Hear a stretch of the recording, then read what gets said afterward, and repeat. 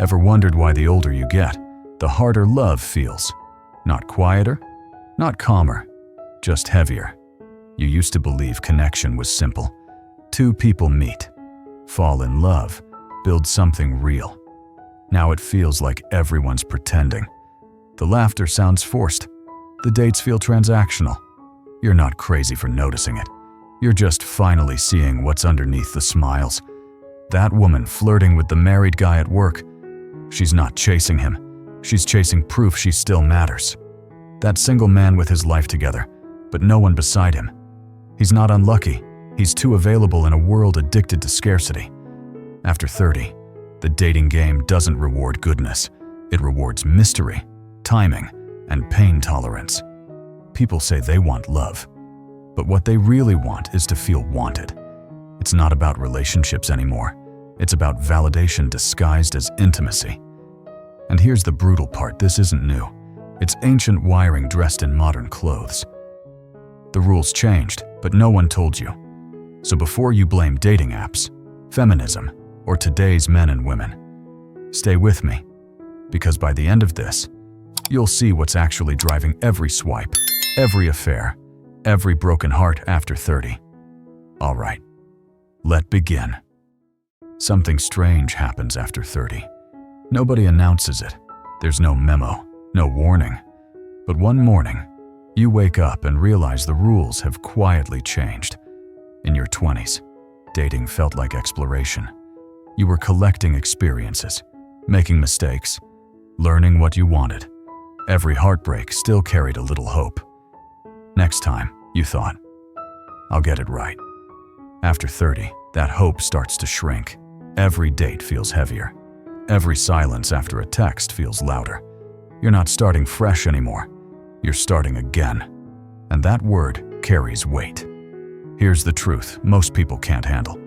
Dating after 30 isn't about romance. It's about reputation.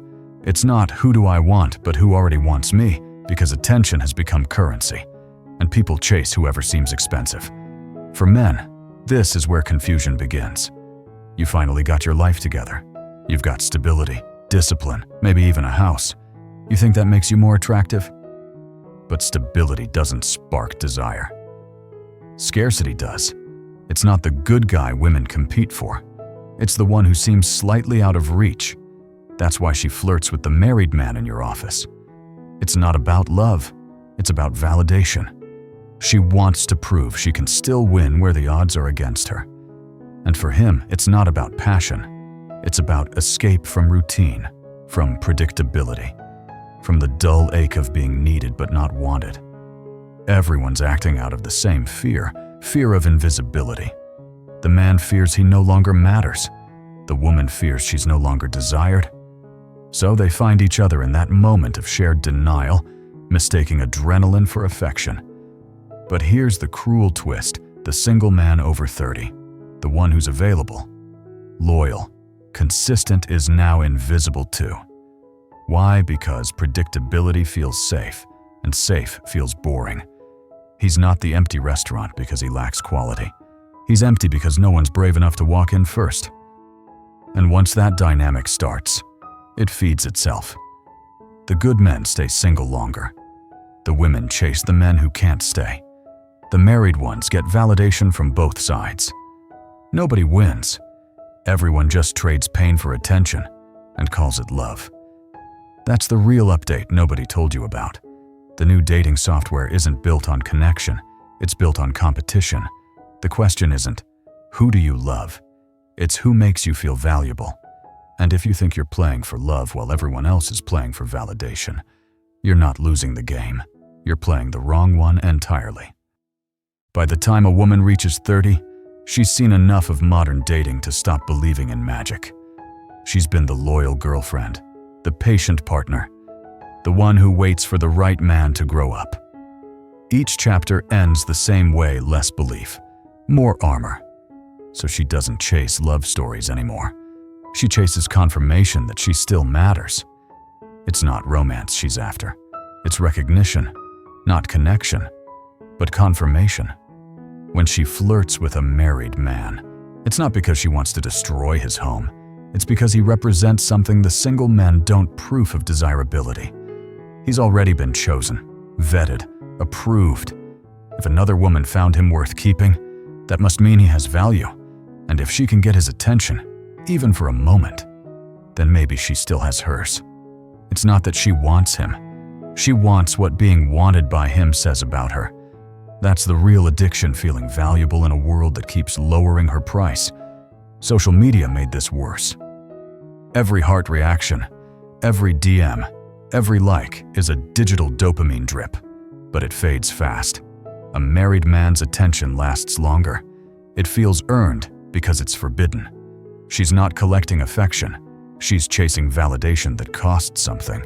When he looks at her across the office or sends a message at midnight, it feels like winning a rigged game.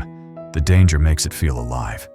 The irony is, she doesn't actually want his real life, his wife, his kids, his problems. She just wants the intensity that comes from being the exception. The one who can still break through the walls of someone who's supposed to be unavailable. It's a psychological trick that confuses danger for desire and validation for love.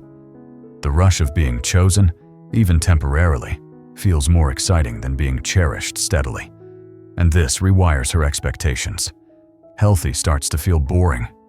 Safe feels flat. The single man who's ready to commit suddenly looks predictable, not dependable. He doesn't spark mystery. He offers clarity, and clarity doesn't make the heart race. So he texts back too fast, plans too carefully, tries too hard, and loses her interest before she ever gives him a real chance. What she doesn't see is that both she and that single man are playing the same game. She wants to feel wanted. He wants to feel chosen. They're mirrors, both haunted by the same fear of being invisible. She thinks the married man will make her feel alive. He thinks finding the right woman will finally make him enough. But neither of them is looking for love. They're looking for relief. And relief, no matter how passionate it feels in the moment, never lasts. Here's the brutal irony: men spend their 20s chasing validation through success, and by the time they earn it, it stops working. You spend years building the life you were told would make you desirable: the career, the gym body, the steady income, the confidence. But after 30, all that stability turns against you. You don't look like a catch. You look like a question mark. Women don't see the man you've become. They see the gap between who you are and who hasn't chosen you yet. To you, being single means you're ready. To them, it means something must be wrong. It's not fair, but it's human. People assume value from demand, not supply. You're the restaurant with no line outside. The lights are on, the menu's great, but the crowd walks past because no one else stopped first. The emptiness becomes the proof, and every time you try to sell yourself harder, you make it worse. Availability doesn't increase value, it erodes mystery. A married man walks into a room and radiates scarcity. He's not chasing, he's managing. His time has borders. His energy has limits. That restraint feels powerful. It's not that he's better, it's that he's selective by circumstance. You, on the other hand, are open 24/7, always ready, always available, always waiting. In a world addicted to scarcity, that's the fastest way to disappear. You think being consistent will set you apart, but to her, consistency feels like familiarity, and familiarity kills excitement. You show up early, text back fast, plan thoughtful dates, and she feels no spark. It's not because she doesn't like you. It's because her nervous system can't recognize calm as attraction anymore. She's been conditioned to associate tension with value. It's not love she's addicted to. It's uncertainty. Not the man, but the chase. The unpredictability of will he call lights up her brain more than any good morning text ever could. And you're offering peace to someone who still equates peace with boredom. That's why so many good men end up bitter. They do everything right, but right doesn't get rewarded anymore. It gets overlooked. You think you're losing to cheaters or bad boys. You're not. You're losing to a system that confuses attention with affection, chaos with chemistry, and availability with weakness. But here's the truth that stings. You can't fight that system by trying harder. You fight it by stepping out of it, by becoming scarce not because you're playing games, but because you're living your life. When you stop orbiting validation, you stop competing with men who don't even care to win.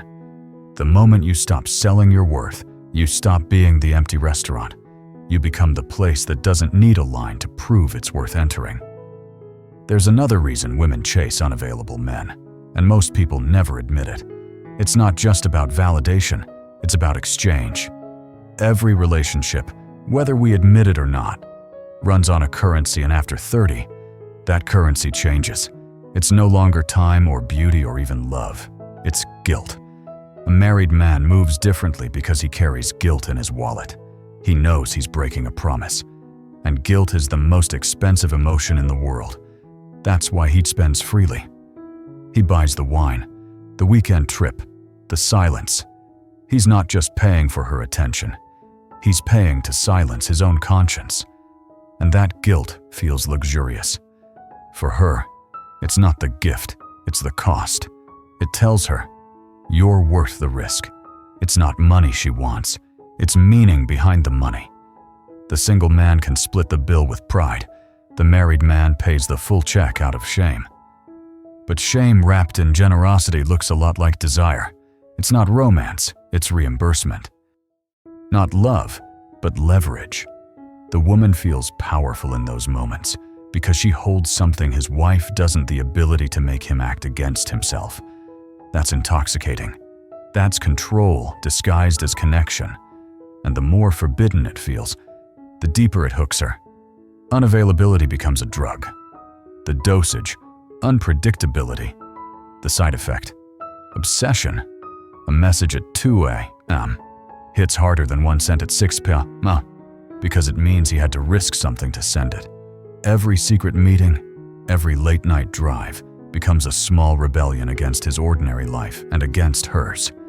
Meanwhile, the single man can't compete. He's too easy to reach, too honest, too on time. His attention costs nothing, and that's the problem. When everything is available, nothing feels special. Humans are wired to crave what's scarce. That's why the last slice of cake always tastes better than the first. That's why the text you can't get becomes the one you can't stop thinking about. The married man's absence creates tension. The single man's presence removes it. And without tension, there's no spark. Here's the cruel part, none of this is conscious. Most women in these situations don't set out to play the role of the other woman. They tell themselves it's just fun, temporary, harmless. But every time he cancels plans because something came up, every time she waits for that text that might not come, she's reinforcing the loop. The waiting becomes the thrill.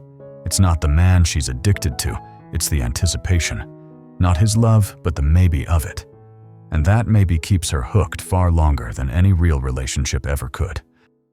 Every pattern repeats until someone decides to break it. Most people never do. They just change partners and call it growth. But the truth is, they're replaying the same game with new characters.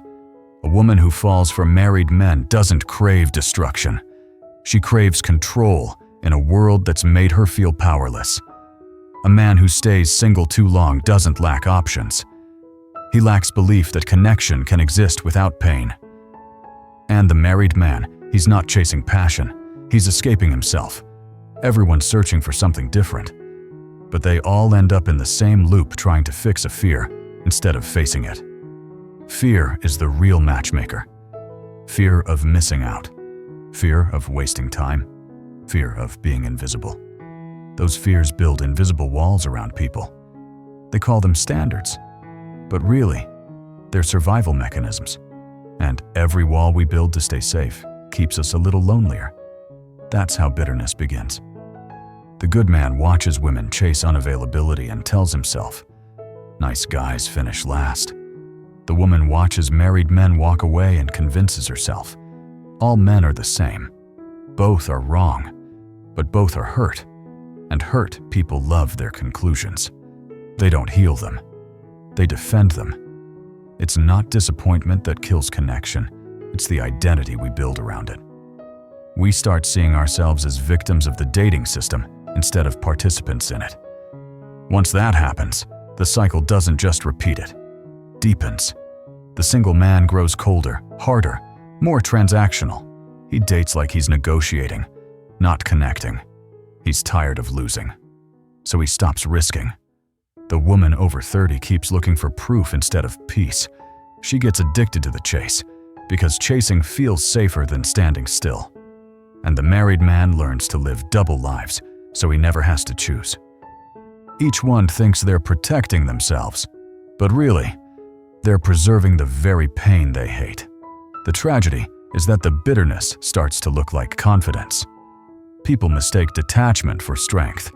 They brag about not caring as if it's power, when it's really fear wearing a leather jacket. Vulnerability becomes weakness, effort becomes desperation, and the idea of actually building something real, too risky. So everyone stays trapped, not because they can't find love, but because they've stopped believing in it. The woman tells herself she likes freedom. The man tells himself he likes independence. But they're both lying.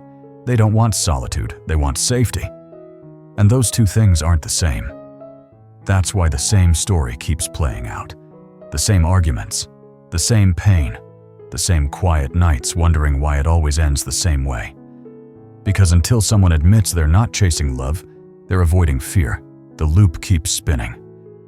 The only way out isn't finding someone new. It's becoming someone different. Here's the part nobody likes to hear. Most people don't want to change. They want to be right. They want to win arguments, not fix patterns. They'd rather blame the dating world, modern culture, or the opposite gender than face the mirror. But that mirror doesn't lie.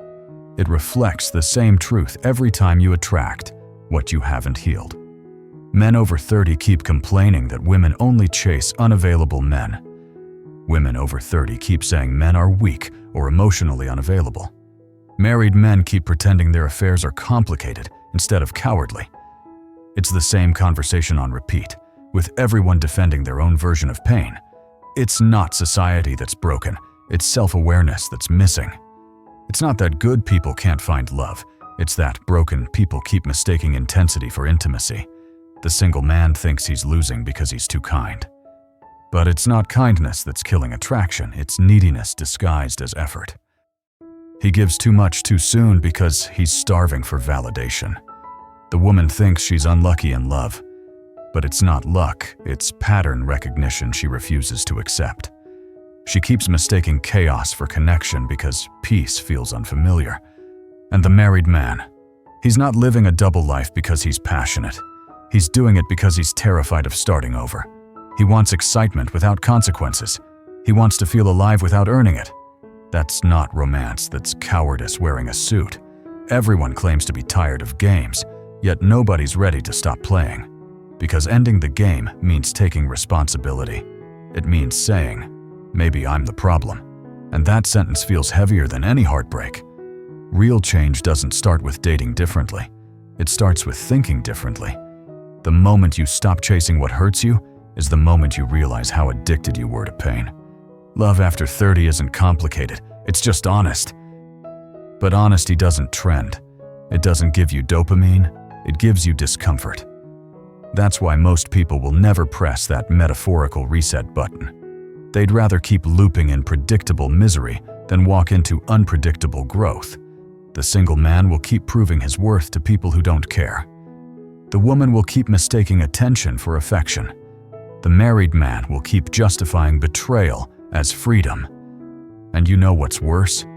They'll all call it fate. They'll say, that's just how people are now. No, that's how you are until you choose to stop. Because love isn't disappearing, it's just hiding behind your excuses. It's not that real connection no longer exists. It's that comfort has become more attractive than courage. Until someone decides to trade comfort for clarity, this cycle won't end. The truth doesn't heal you, it confronts you. But only after it's done Hurting does it finally set you free.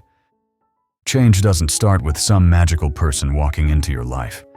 It starts the moment you stop performing for people who don't deserve the show.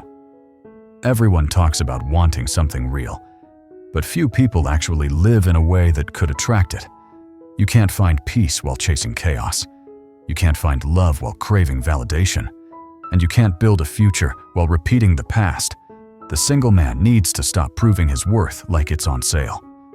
Every time he tries to convince someone he's different, he reinforces the idea that he isn't enough as he is. Real value doesn't announce itself, it's recognized. Stop auditioning for people who only want entertainment. You're not a discount, you're the full price. Act like it. The woman over 30 has to stop confusing attention with affection. She's been told for years that her value has an expiration date. But what's really expiring isn't her desirability. It's her patience for self-deception. It's not too late for her. It's just time to want better than breadcrumbs. You can't be chosen by someone who's already chosen someone else. Being the secret might make you feel wanted, but it will never make you feel whole. And the married man he needs to stop hiding behind guilt.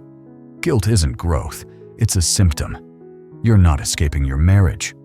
You're escaping the version of yourself you became inside it. Fix it, or end it. But stop using other people as bandages for wounds you refuse to clean.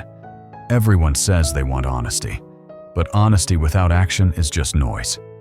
You can know the truth and still live a lie if you keep avoiding responsibility. Real change is quiet. It doesn't post about healing or boundaries. It just stops showing up where the old version of you would have begged to stay. It's not about being more attractive. It's about being more aligned. Not about finding the one, but becoming someone who doesn't settle for half. Because love after 30 isn't about discovery, it's about discernment. It's learning to tell the difference between chemistry and compatibility, between intensity and intimacy. And here's the paradox: when you finally stop chasing what you think you need, you start attracting what you actually deserve. That's the moment everything changes, not because people change around you, but because your standards do.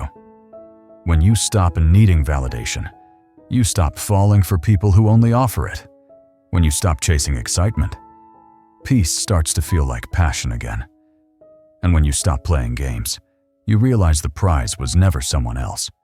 It was you, finally showing up. Love after 30 isn't dying, it's just stripped of illusion. What you call bad luck is often just old fear wearing new faces. We're not running out of good people. We're running out of people brave enough to be honest. It's not that men stopped caring. They stopped believing effort matters. It's not that women became cold. They just got tired of confusing attention for affection. And marriage didn't lose its value. People just keep using it to hide from themselves. The truth. Everyone's still looking for love. They're just doing it through validation, distraction, and control. But love can't survive where ego keeps score. So stop asking, where are the good ones? Start asking, am I ready to meet them? The game only feels rigged because you keep playing scared. Real connection begins the moment you stop performing. When you stop needing to win, you finally learn how to love. Don't just share this video, sit with it. Let it make you uncomfortable. That's how growth starts. If this hits something real inside you, maybe it's time to stop scrolling and start changing. Not tomorrow, not someday, now. Because love isn't something you find, it's something you become. Thank you for watching. If this message hit you, don't just scroll away. Subscribe, dive deeper into our content, and start building the mindset that puts you back in control. Drop a comment below. What's the biggest struggle you want us to break down next? Let's build a brotherhood of men who rise above confusion and reclaim their power. See you in the next video.